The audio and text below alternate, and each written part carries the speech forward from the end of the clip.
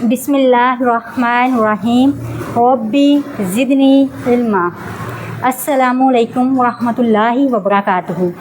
Viewers, as you know, مدرسہ صراط مستقیم کی جانب سے ایک سیریز چل رہی ہے باطنی گناہ اور ان کا علاج۔ اس میں پہلے حسد اور تکبر پر تفصیلاً کلام کیا جا چکا ہے، اب ریاکاری پر ڈسکشن جاری ہے۔ پچھلے ایپیسوڈ میں آپ نے ریاکاری کی ڈیفینیشن اور اس کے ٹائپس کے بارے میں جانا۔ آج میں آپ کے سامنے ریاکاری کے اخروی نقصانات ڈسکس کروں گی۔ اس سے ہم یہ جانیں گے کہ ریاکاری کرنے سے انسان کے تمام نیک اعمال برباد ہو جاتے ہیں اور بروز قیامت انسان کیسے ذلت و رسوائی کا شکار ہوگا۔ تو ٹائم ضائع کیے بغیر چلتے ہیں اپنے ٹاپک کی طرف۔ نمبر 1، ریاکاری کے لیے ہلاکت کی وعید۔ اللہ تبارک و تعالیٰ ارشاد فرماتا ہے، فَوَيْلٌ لِّلْمُصَلِّينَ الَّذِينَ هُمْ عَنْ صَلَاتِهِمْ سَاهُونَ الَّذِينَ هُمْ يُرَاءُونَ۔ ترجمہ، پس ان نمازیوں کے لیے ہلاکت ہے جو اپنی نمازوں سے غافل ہیں، جو دکھاوے کے لیے عمل کرتے ہیں۔ سورۃ الماعون آیت نمبر 5-6۔ یہ آیت کریمہ منافقین کے لیے نازل کی گئی تھی، جو لوگوں کے سامنے تو نماز ادا کرتے ہیں لیکن جب تنہائی میں ہوتے ہیں تو سستی اور غفلت کا شکار رہتے ہیں، اور جو بھی وہ نیک اعمال کرتے ہیں صرف اور صرف دکھاوے کے لیے کرتے ہیں۔ تو یہی حالت ایک ریاکار کی ہے۔ جب وہ کسی کے سامنے نماز ادا کرتا ہے تو بہت تحمل اور احتیاط کے ساتھ نماز ادا کرتا ہے اور نماز کو بہت لمبا کر کے ادا کرتا ہے، لیکن جب وہ تنہا ہوتا ہے تو پہلے تو وہ نماز ادا کرتا ہی نہیں، اگر وہ کرے بھی تو سستی اور غفلت اس پر حاوی رہتی ہے۔ نمبر 2، ایسے شخص کے اعمال قبول نہیں ہوتے۔ رسول اللہ صلی اللہ علیہ وآلہ وسلم نے ارشاد فرمایا، اللہ عز و جل فرماتا ہے، جو شخص میرے لیے عمل کرتے ہوئے اس میں میرے غیر کو شریک کرے تو اس کا وہ تمام عمل میرے اس غیر کے لیے ہے اور اس کے ساتھ میرا کوئی تعلق نہیں، اور میں شرک سے سب سے زیادہ بے نیاز ہوں۔ الترغیب والترہیب۔ اس کی مثال یوں بھی ہے کہ اگر کوئی شخص اللہ کی راہ میں اپنا مال خرچ کرتا ہے اور وہ چاہتا ہے کہ اللہ تعالیٰ راضی ہو جائے، لیکن اس کی یہ بھی وش ہے کہ لوگ اس کی تعریف کریں، معاشرے میں اس کی واہ واہ ہو، اس کی بہت زیادہ عزت بن جائے، تو تب اللہ تعالیٰ فرماتا ہے کہ اس نے نیک عمل تو کیا لیکن اس نے ساتھ میرے غیر کو شریک کر لیا، تو پھر اس کا یہ تمام عمل میرے اس غیر کے لیے ہے۔ اسی طرح ایک حدیث کا مفہوم ہے کہ اللہ تعالیٰ قیامت کے دن فرمائے گا ان لوگوں سے جو ریاکاری کرتے تھے کہ جو ان سے جا کر اجر لے لو جن کے لیے تم عمل کرتے تھے، یعنی جن کو تم دکھانے کے لیے اپنا مال خرچ کرتے تھے یا جن کو دکھانے کے لیے تم عبادات کرتے تھے۔ اسی طرح مروی ہے، رسول اللہ صلی اللہ علیہ وآلہ وسلم نے ارشاد فرمایا، اللہ تعالیٰ ایسے عمل کو قبول نہیں فرماتا جس میں ذرا برابر بھی دکھاوا ہو۔ نمبر 3، ریاکار کے اعمال برباد ہو جاتے ہیں۔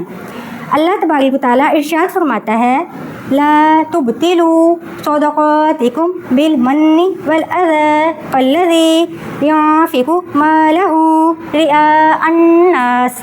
ترجمہ، احسان جتلا کر اور اذیت پہنچا کر اپنے صدقات اس شخص کی طرح ضائع نہ کرو جو لوگوں کو دکھانے کے لیے اپنا مال خرچ کرتا ہے۔ سورۃ البقرہ آیت نمبر 264۔ تو اس آیت کو ہم یوں بھی سمجھ سکتے ہیں کہ اگر کسی شخص نے اپنے مسلمان بھائی کی مشکل وقت میں ہیلپ کی، اس کو کچھ اماؤنٹ قرض کے طور پر دی، پھر کچھ ٹائم گزرنے کے بعد جس نے قرض دیا تھا وہ مقروض سے کہنے لگا لوگوں کے سامنے کہ کیسے میں نے آپ کی ہیلپ کی تھی، آپ کو مشکل سے نکالا تھا، اس کو احسان یاد دلاتا ہے اور لوگوں کے سامنے اسے رسوا بھی کرتا ہے۔ اس طرح اس نے نیکی تو کی تھی لیکن اس نے احسان جتلا کر اپنی نیکی کو ضائع کر دیا۔ تو بالکل اسی طرح ریاکار بھی نیک اعمال تو کرتا ہے لیکن ریاکاری سے، دکھاوا کرنے سے اپنے اعمال برباد کر بیٹھتا ہے۔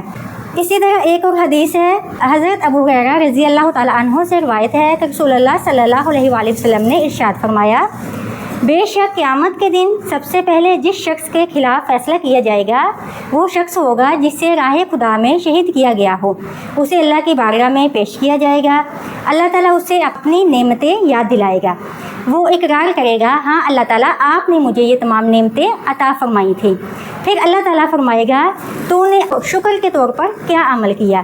تو وہ عرض کرے گا، یا الہی میں نے تیری رضا کے لیے جہاد کیا یہاں تک کہ شہید کر دیا گیا۔ تو اللہ تعالیٰ ارشاد فرمائے گا، نہیں، تو نے جھوٹ کہا، تم نے جہاد اس لیے کیا کہ تجھے بہادر کہا جائے، سو کہہ لیا گیا۔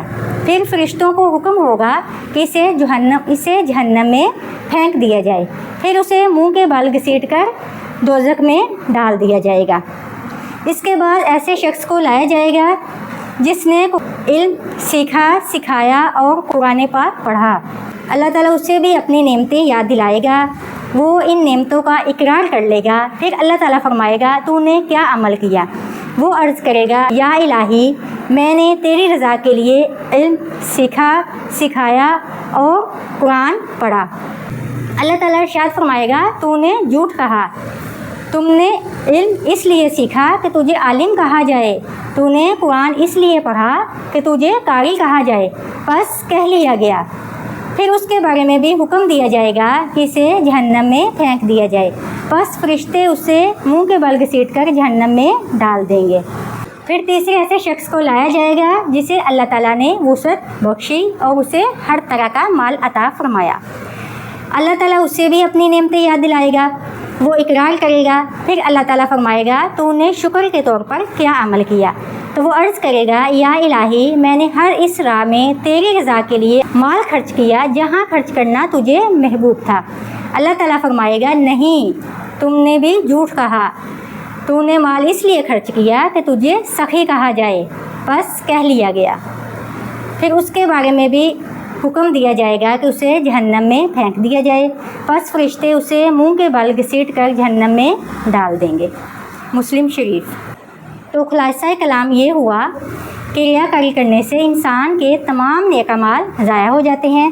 جیسا کہ میں نے ذکر کیا کہ جو شخص اللہ کی راہ میں مال تو خرچ کرتا ہے، لیکن وہ وش کرتا ہے، خواہش کرتا ہے کہ لوگ بھی اس کی تعریف کریں، تو پھر اللہ تعالیٰ ایسے عمل کو قبول نہیں فرماتا۔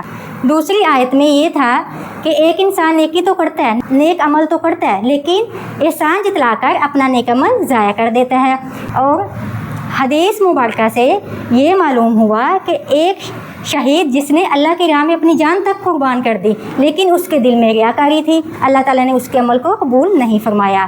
دوسرا شخص جس نے علم سیکھا، سکھایا اور قرآن پڑھا، لیکن اس کی بھی یہی وش تھی کہ لوگ مجھے قاری کہیں، مجھے عالم کہیں، تو اس کا عمل بھی اللہ کی بارگاہ میں قابل قبول نہیں ہوا۔ اور تیسرا شخص جس نے اللہ کی راہ میں اپنا مال تو بہت خرچ کیا، لیکن اس نے دکھاوا کیا، اس نے اس لیے خرچ کیا کہ اسے سخی کہا جائے، تو اللہ تعالیٰ نے اسے بھی قبول نہیں فرمایا اور ان کے بارے میں حکم ہوا کہ ان کو جہنم میں پھینک دیا جائے۔ ہمیں اپنا ہر نیک عمل صرف اللہ کی رضا کے لیے کرنا چاہیے۔ اللہ تعالیٰ سے دعا ہے کہ اللہ تعالیٰ ہمیں ریاکاری سے بچنے کی توفیق عطا فرمائے۔ وآخر دعوانا ان الحمدللہ رب العالمین۔ ہمارے چینل کو لائک، شیئر اور سبسکرائب کرنا نہ بھولیں۔ اللہ حافظ۔